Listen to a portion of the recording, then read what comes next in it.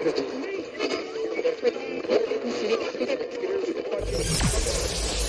ready for unique, rare, and little-known treasures from the golden age of radio. You're listening to The Amazing World of Radio with Adam Graham. Welcome to our Amazing Women of Radio mini-series. From Boise, Idaho, this is your host, Adam Graham. And today we're bringing you another episode of Gallant American Women, taking a look at how the broad stroke of the history of women in America was viewed back in 1939. This one is the fourth episode of the series. It originally aired November 21st, 1939, and the title is Women the Providers.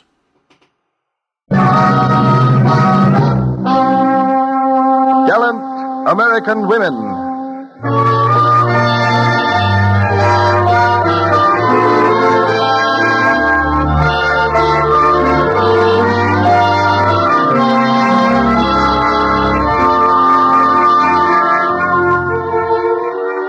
This is the story of women who have helped to develop the American way of life. Daughters of destiny, mothers of might, co-makers of history, women whose names are written large upon the honor rolls of our nation's great. Women courageous, who have served and sacrificed, worked and dreamed, pioneered and persevered. Women whose names, deeds, and claims to fame have often been forgotten. This is their story. 3 centuries of women whose deeds are rooted deep in our past and whose influence will reach far into the future. The story of the pioneer women of today who are blazing the trails of tomorrow.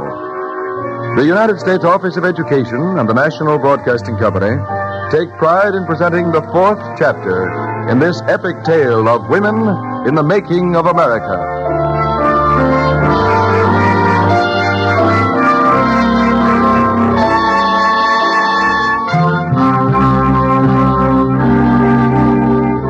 Today's story tells how women have worked to solve one of America's most fundamental problems, that of feeding the nation.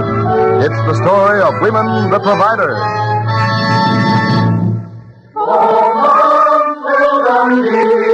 The right and brave and young, and full sound of praise of orphan big and sing harvest home. This year is gay with plenty heart and showering wheat and golden corn. Oh, sing with joyful hearts the harvest home. Thanksgiving, 1939. The woman provider faces a problem. Which Thanksgiving shall we celebrate? Why, November 23rd, of course. That's the date our governor proclaimed. But if we expect Margaret and John to come, their state, you know, is sticking to the 4th Thursday. Of course, if the 23rd is the only day you'll get off. Oh, but it wouldn't be Thanksgiving without Margaret. I know, Mom. Let's celebrate both Thanksgivings. And me cook 2 dinners? Oh, they wouldn't have to be so fancy. No, we couldn't afford 2 turkeys. One would be enough. You know, Mom, how there's always some left over? You could keep it till next week. Sure, you could do that. Of course not. Who'd want to eat a week-old turkey? Well, we could get 2 small turkeys, perhaps. Gee, Mom, that'd be great. Well, I'll try. 2 Thanksgivings. Where but in America?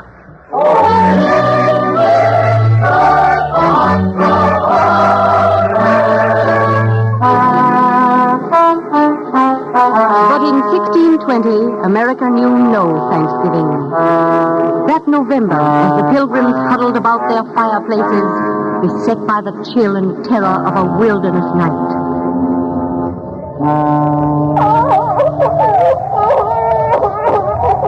There, cry not, little one. 'Tis food she cries for, Priscilla. Same as the rest of us. Poor little motherless thing. Her mother is better off, methinks, beneath the sod with the others. Priscilla. Thou knowest, Mistress Brewster, we cannot last out this winter, even on short rations. Hush, child. The men must not know of it. They have troubles enough. 'Tis our task to feed them. But what will we do? We'll go digging in the snow for acorns when the storm lets up. Acorns? They are food, aren't they? Well, surely there must be better food here.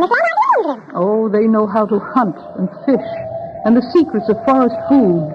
What roots and berries are good eating? Then Perchance there's food all about us if we only knew. Ay, if we only knew. What was that? Just some animal. Oh, a lion. He's hungry, too. Not lions, Priscilla, in this country. Well, how do we know what lies out there? How do we know anything about this wilderness? We don't. We don't even know if we'll live from one day to the next. We must trust in God, Priscilla. Yes, we must. But I have such a fear of this America. It's so strange, so bitter cruel. If we only knew. The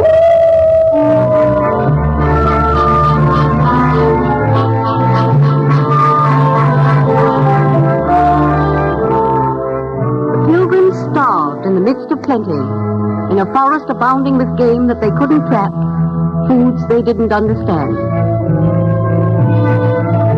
But spring brought clams along the shore, and friendly Indians with corn and knowledge of fishing streams. And summer brought turnips and beets from precious seeds carried from England, and familiar mulberries growing wild in the woods, and a luscious wild red berry that trailed its vines through the grass of the field.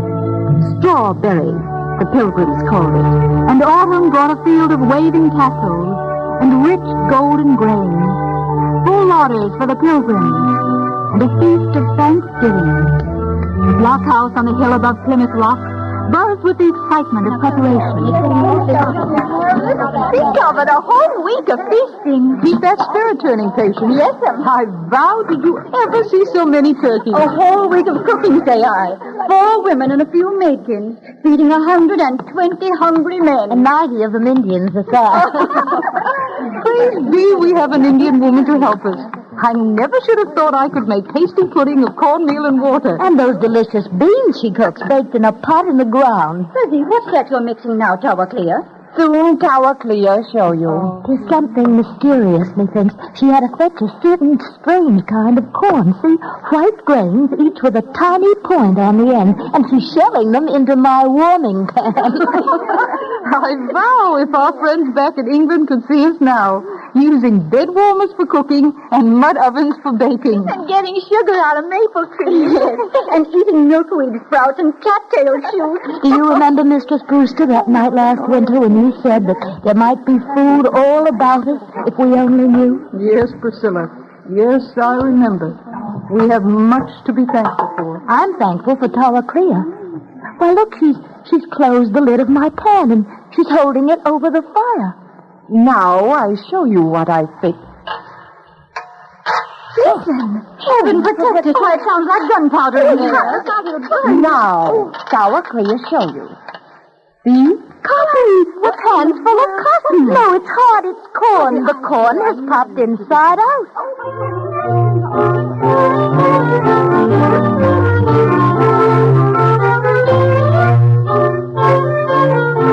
So the Indians introduced new foods to the world.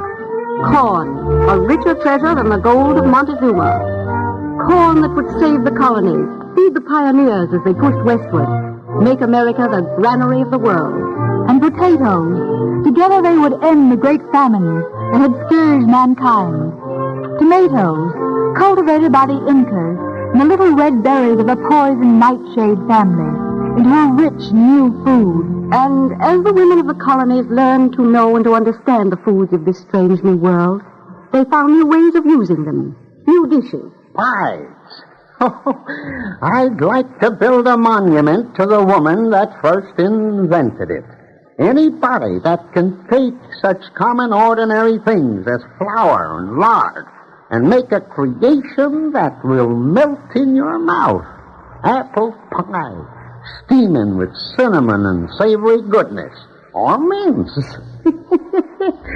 It beats all what a woman can make a pie of. Why, I remember one Thanksgiving when my wife didn't have nothing but bear's meat and dried pumpkin. She chopped them up and put them in with maple sugar for sweetening and a cornmeal crust. And would you believe it? Them was the best dadgum pies I ever ate.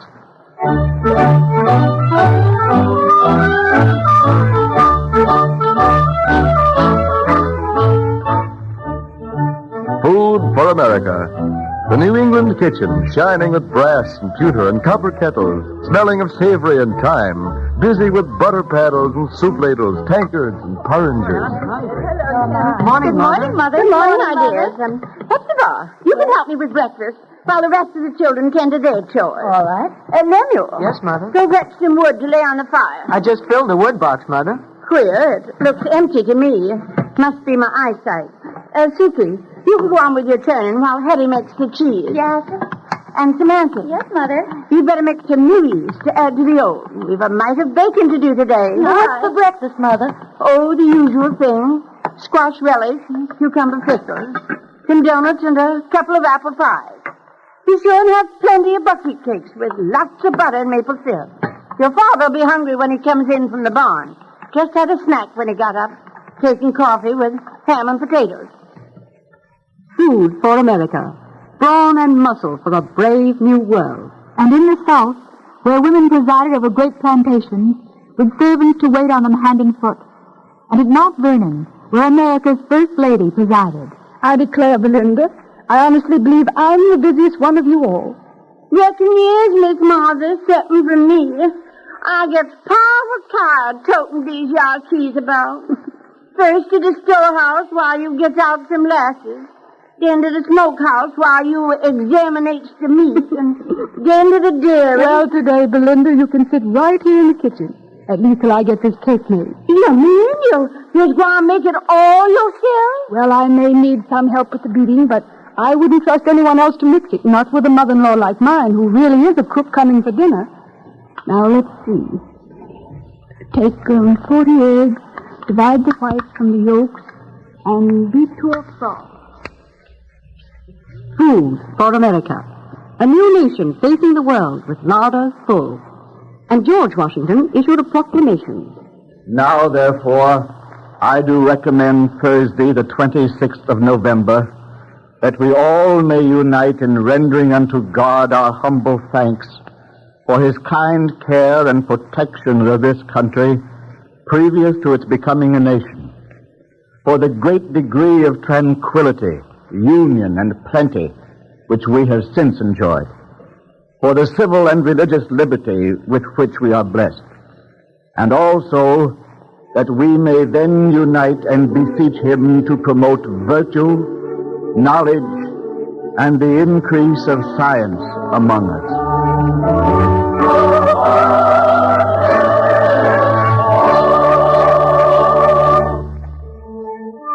Virtue, knowledge, and the increase of science. And as time went on, so grew our food supply. America, the land of plenty. America, rich in land, rich in crops, rich in recipes. America, the land of plenty. Women pickling, preserving, preparing food for a plantation of thousands of acres, feeding hundreds of relatives and slaves. Clearing tens of thousands of pounds of bacon, weighing, measuring, planning, providing. Until the Civil War. Then, while men battled against death, women worked to provide life. There's not much food left, with our crops destroyed and all supplies from the north cut off. Oh, but we must keep our men fed. We'll have to find substitutes. We can make tea from blackberry and sassafras leaves, and use parched wheat and corn for coffee. And I'll boil down some seawater to get salt. And I'll dig up the salty floor of my smokehouse. And baking soda. I know how to make that. By roasting corn cobs and scraping out the inside. Women, the providers, using knowledge to provide substitutes for food. Gone now was the groaning board. Gone the heaped-up provisions. Gone into the limbo of American history. Women faced a new problem now. New mouths to feed, millions of them coming from hunger to the land of plenty. Germans, Irish, Hungarians, Swedes, bringing knowledge of new foods to their new world. Wiener Schnitzel we Germans can make, and sauerkraut with apple strudel. From Denmark we bring dairy products, cheeses, and rich pastries. Shish kebab we bring from Armenia, and baklava and rose petal jam. Food of the Orient that fed Scheherazade in the tales of the Arabian Nights.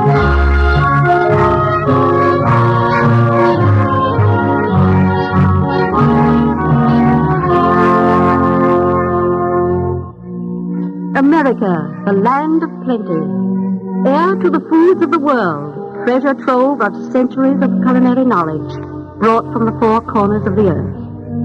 And as the immigrants poured into the United States, crowding into the cities and into the factories, there were new mouths to feed. And again, there was a gallant American woman to provide.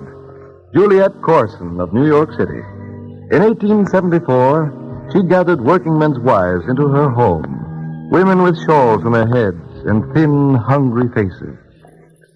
I've asked you here because I think I have something to share with you. I ain't asking for no handout, missus. I may be poor, Oh, but... I didn't intend to give you food. It's knowledge of food that I want to share with you. I've watched you as you passed my house with your children, and I've seen them grow pale and sickly. Maybe you could raise them better. If you didn't have any more than I do to feed them. Maybe you could keep a family living right here on $500 a week. $500 for food and shelter and clothes. Well, $500 a year is certainly not enough for a good living, but I think I could at least make it better. Now, see here, missus. Oh, now, please, I'm interested in you and your children. I used to be sickly from lack of food. You? Yes, I couldn't even go to school. I might still be sickly if I hadn't learned that it's not how much you eat, but what you eat that matters. I believe that you can get a good, wholesome dinner for your family for 15 cents. 15 cents? Absolutely. Some of the cheapest foods are often the most nourishing. That's why that I've asked you and some other women to come here. I'm going to start a cooking school. Well, now, I ain't got no money to spend for schooling. Oh, but you don't have to spend any. The school is free. Free? Yes. We're going to experiment with foods to find which are the best and why. Oh, there's so much to learn about them. We women have always cooked just as our grandmothers did, but we can't any longer. We don't have the abundance of butter and cream and eggs that they had. We have to buy our provisions, and we have to learn how to get the most food for our money, how to stretch the dollar. You will come. Well, if I can learn that, We will learn it. And until the day comes when we can buy a good living, we'll learn how to buy the best we can with what we have. Juliet Corson did much to make bad buying conditions better by starting cooking schools throughout the nation and by printing and distributing 50,000 pamphlets at her own expense of 15-cent dinners for working men's families. Women the providers, solving their problems of feeding the family, using their new knowledge of food. At last, it seemed as if George Washington's hope was coming true, that science would increase among us.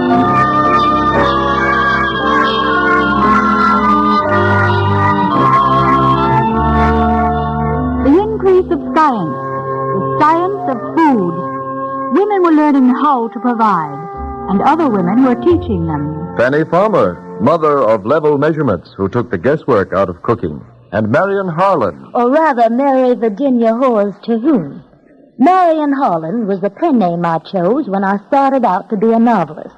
And I was a novelist until I married Reverend Terhune and tried to struggle with the stupid cookbooks then available. Finally, I decided to write one of my own in self-defense. One that would dignify housewifery as a profession. I had a dreadful time trying to find a publisher.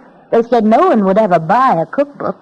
But eventually one of them took it, willing to lose money on that if I'd bring them my next novel.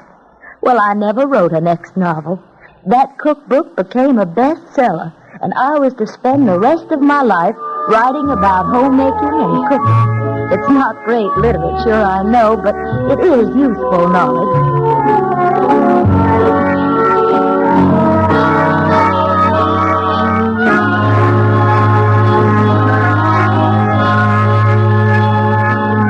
Yes, women spreading their knowledge to feed the nation. But there were some women who still cooked like their grandmothers, and some who clung to the Victorian etiquette of cooking. In a fashionable cooking school in Philadelphia, founded by Sarah T. Rohrer, a group of ladies watched the demonstrator cut up a chicken on a clean napkin. You see, ladies, if you do it properly, you won't get a single drop of blood on the linen. Oh, dear me, I faint at the sight of blood. I could never cut up a chicken. Oh, madam, I beg of you, never say, cut up a chicken. If we are to cook properly, we must use the proper terms. Now remember, we tie a woodcock, spoil a hen, wing a quail, disfigure a peacock, lift a swan, and lay a pheasant. Oh, stop it. Mrs. Rora. I've had enough of this nonsense. Ladies, I apologize for breaking up this lesson and for such trifles being taught in my own school. This isn't cooking. What? This is merely frosting, swans, and peacocks. Mrs. Rora, the way to a man's heart is through his stomach. But apparently you don't care what you do to his stomach on the way. If this is the sort of thing that's being taught in cooking schools, I'm going back to the kitchen and see what I can do to save the stomachs of America.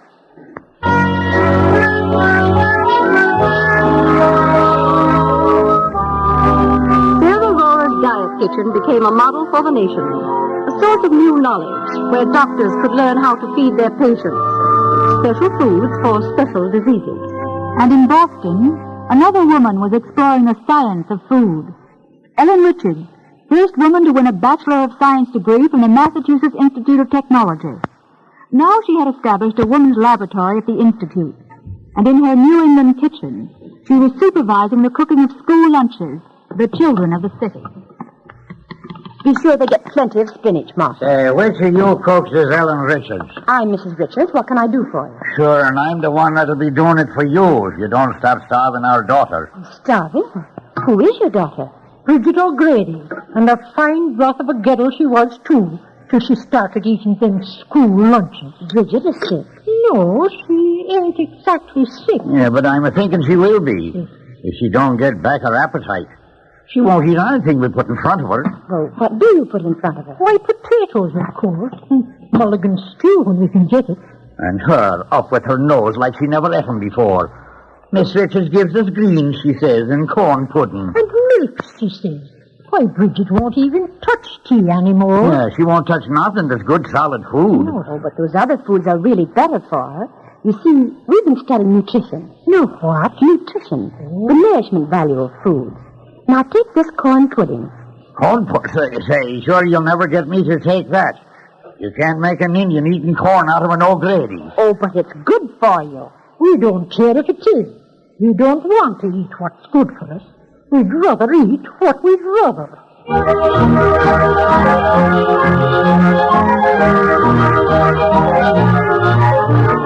But in spite of opposition, women were spreading the science of food. Women throughout the nation solving the problem of feeding their families. Women like Mrs. Robert Ware working with men to provide clean milk, pure water. Women like Ann Pierce, fighting along with Dr. Harvey Wiley of the United States Bureau of Chemistry in his struggle for a pure Food and Drug Act. This is part of our job as providers. The day is past when women can supervise the making of everything that goes on their table. Today, instead of a pump beside the door, we must depend upon the city water supply. Instead of a smokehouse and a friendly cow, we have factories and stockyards and huge dairies. In order to protect our homes, we have to protect the community, the whole nation. We have to ensure our food.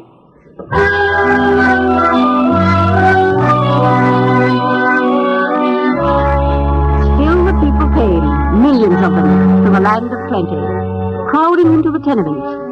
And into the tenements went gallant American women, women armed with knowledge, trained nutrition workers. Good morning, Mrs. Cucci. I'm Miss Thompson from the Family Welfare Agency. Good morning. We know that you're a newcomer to our country, and we want to make sure that you're getting along all right. If you're getting enough to eat. We eat plenty much. We eat lots of spaghetti.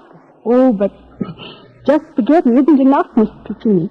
No matter how much you eat of it, you see, you need other foods, too. Oh, sure. I hope you understand, Mrs. Cucci, that I'm just trying to be helpful and you won't take offense. Not so right. You see, we've studied foods and we find that people should eat greens along with their starch. Greens? Oh, come here, I'll show you. See? Much green. Why, yes. What is it? It looks something like spinach and something like cauliflower. Oh, sure. It's the spinach and the cauliflower, too. It's the broccoli. Broccoli? Well, I've never heard of it. Oh, we grow it in Italy. My brother, he's having a farm on Long Island. He's bring it to me. You see, we have plenty much green. I should say you have. Broccoli. Well, Mrs. Cucini, I came here to teach, but I made a mistake. I guess I can learn something from you. New Food for America, as we learn to understand and accept the gifts of our immigrants. New knowledge, as women explore the science of food in their kitchens, in their laboratories.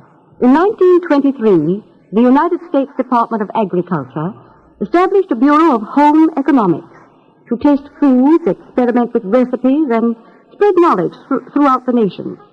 And as chief of the Bureau, they appointed Dr. Louise Stanley. Human conservation is our ultimate goal, to check and prevent human erosion. Today, America has the greatest abundance of food in the world, and yet there are 20 million Americans undernourished.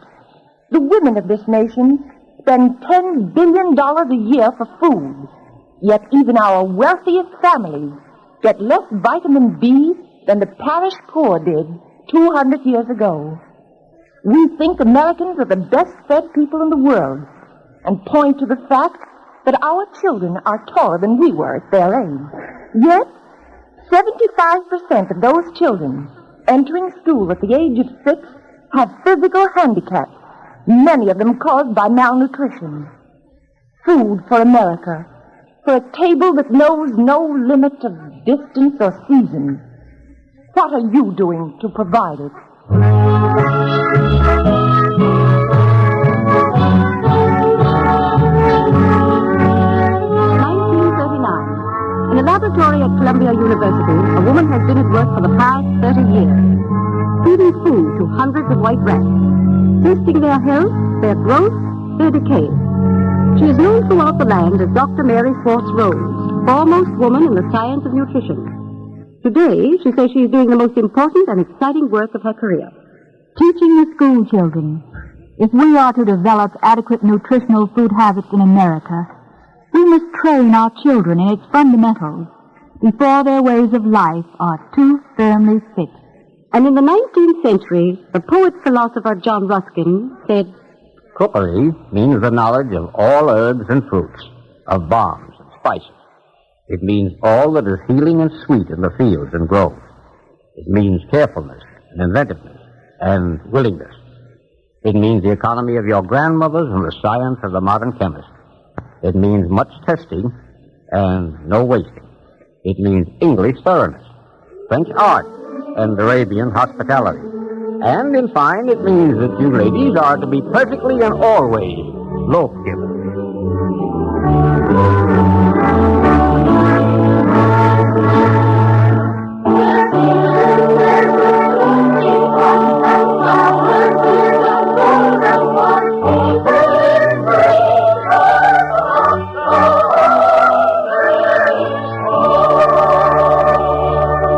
You have heard the fourth of a series of educational radio programs entitled Gallant American Women.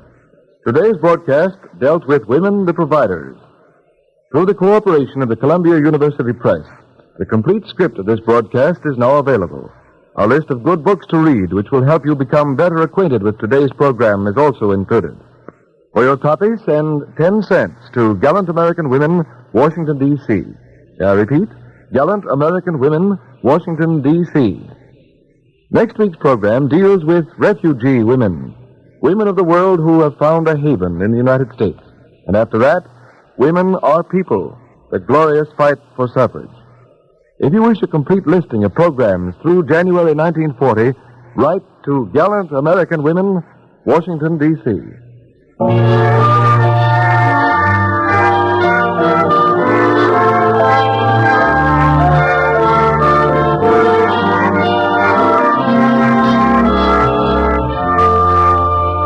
Gallant American Women, an NBC public service feature, is a series of dramatizations prepared and presented by the United States Office of Education with the cooperation of the Women's Division of NBC and with the assistance of the Works Projects Administration.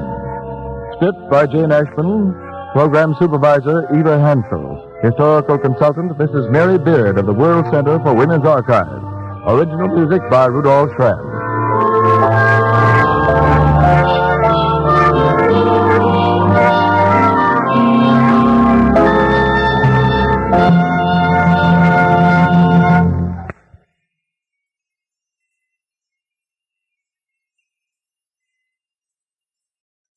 Welcome back. While this was originally aired around Thanksgiving time, well, at least one of the Thanksgivings, this episode only uses Thanksgiving as a jumping off point. The scope of the series serves it well. Taking a 300-year view of events really does this show the progress of the nation and how women help to move it along. I also think this sort of approach to history brings home how much we owe to generations gone before. The great tales of history that really tend to get remembered are those of war and peace, of big political leaders and activists, sports and entertainment legends, and those sort of larger-than-life characters that are so much fun to read and write and talk about.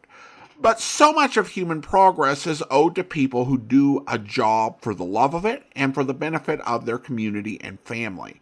In the United States in particular, we've made so much progress compared to where we've been throughout history. And I think that there are so many things that we just tend to take for granted as this is the way the world is. This is the way the world has always been. When in fact, so much of the things that we enjoy, whether it's plentiful, nutritious food, or avoiding the sort of health problems that come with malnutrition, these are not just things that are on their own. They are things that were built over time through the tireless work of mostly anonymous faces. And we all owe a debt to so many of these gallant American women. Well, now we turn to listener comments and feedback, and I got a comment on YouTube regarding our Valentine's Day special. And Karen writes, "Great story, very entertaining." Well, I'm so glad you enjoyed it, Karen. And that will actually be all for this week. I want to go ahead and thank our Patreon supporter of the day. Thank you to Becky, Patreon supporter since March of 2019, currently supporting us at the Seamus level of $4 or more per month. Thank you so much for your support, Becky. Next week, we're going to wrap up the series with an episode of the Cavalcade of America, which you're not going to want to miss. In the meantime, do send your comments to box13 at greatdetectives.net. From Boise, Idaho, this is your host, Adam Graham, signing off.